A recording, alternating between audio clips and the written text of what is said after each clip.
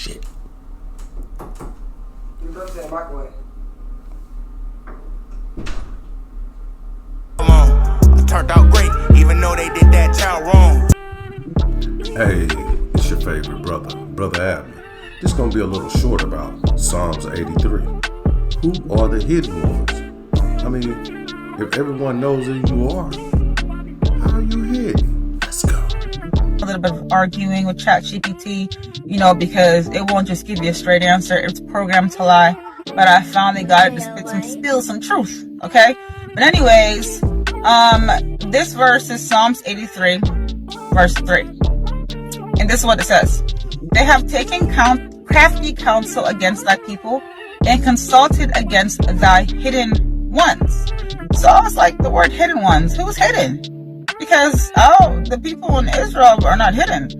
So the question I had asked ChatGPT was, modern day people in Israel were never considered hidden. They have always claimed to be Israel, and the world knows them to be Israel. So who is this verse speaking about? So it gave me a bunch of key points. One of them was, the true hidden ones are those whose identity as Israel has been concealed. And if the modern state of Israel and its people have always been publicly known and recognized as Israel, then it logically follows that the verse cannot be speaking about them. Exactly, I was thinking the same thing. Psalms 83 is describing a multi-nation conspiracy against God's people, with the intent to wipe out their name and memory, and the targeting of a group called God's chosen ones. So if a people have never been hidden, erased, or targeted for identity erasure, they don't fit the profile of Psalms 83's hidden ones. Yeah, I agree. Here's another point. So the hidden ones are not the people who have always been known as Israel, but those whose identity was stolen, hidden, or erased. Yeah, I agree with that too. So this interpretation aligns with the prophecy of Deuteronomy 28 and Jeremiah 17 verse 4, which is the history of the slave trade's forced conversions. So who fits the profile? It says, here are non-mainstream perspectives that many researchers, historians, and spiritual seekers have proposed. Brother It says the scattered Israelites among African and diaspora peoples. Many believe the true descendants of ancient Israel, especially the tribe of Judah and Benjamin and Levi, are who that scripture is speaking about. According to Psalms 83, hidden ones are God's chosen people, not just religiously, but covenantally. They've had their identity erased or suppressed and were targeted by a global or multi-nation conspiracy. But they were preserved by God despite being forgotten by men. So the hidden ones are not the people who are known all over the world as being Israel and have always been known to be Israel. It's the people who the world looks down and doesn't think that you're anything. Do you swear on the Constitution of the United States to tell the truth, the whole truth, and nothing but the truth, so help you God? Ain't no thing.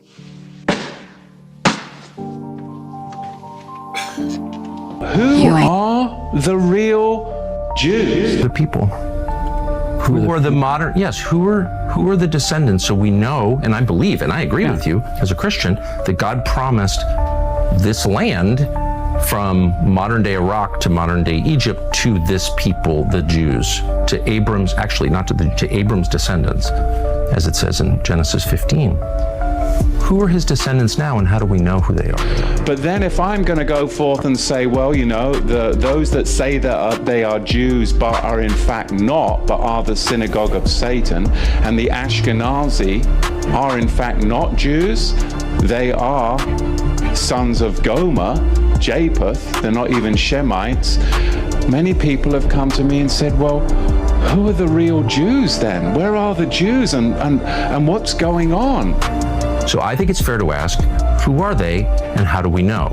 So the current prime minister's ancestors weren't from here within recorded history. He has no deed Bibi Netanyahu, on one side, his family's from Poland. They're from Eastern Europe. So how do we know that he has a connection to the people who God promised the land to, Abram's descendants? How do we know that? As I said, 92% of the people that say that they are Jews today are in fact Ashkenazi. Netanyahu's parents did not speak Hebrew. Okay, they didn't live in this region. Netanyahu, the founders of this country, were mostly secular. Some of them were avowed atheists. They were not praying for the peace of Jerusalem. They weren't praying at all because they didn't believe in God. There's no genealogy linking their families to the people of this land 3,000 years ago. They're not. Because what's happened is the Ashkenazi are in fact occupying the tents of Shem, the real Shemites. Shem's not there. It's the Zionist occupiers that are there.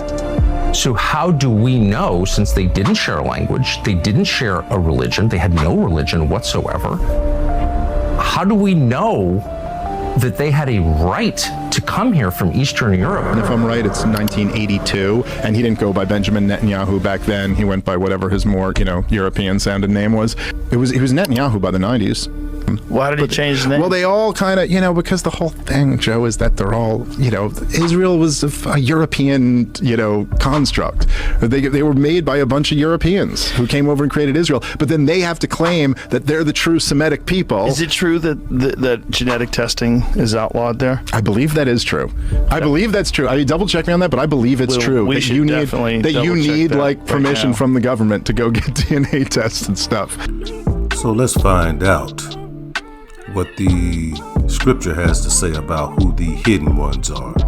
We're going to start from the top. Psalms 83, KJV. Let's go.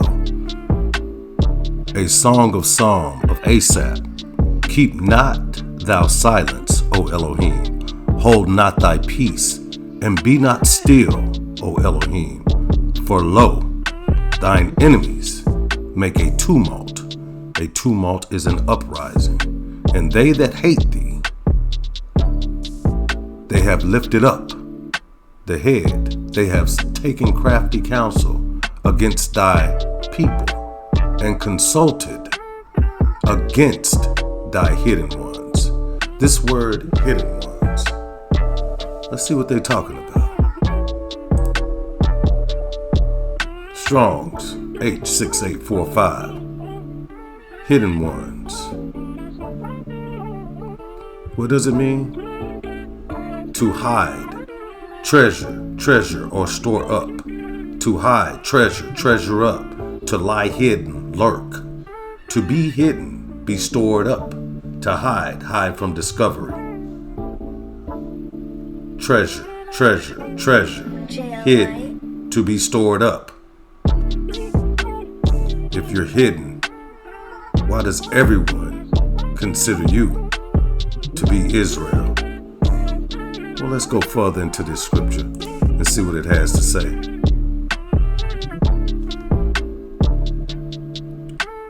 Let's cut them off from being a nation, that the name of Israel may be no more in remembrance. So why do we still remember the name Israel if they are the hidden ones? So let's get a definition of that, the name of Israel. What is that? H3478 in the Hebrew. Israel. The second name for Jacob given to him by Elohim after his wrestling with the angel at Peniel. The name of the descendants and the nation of the descendants of Jacob. The name of the nation until the death of Solomon and the split.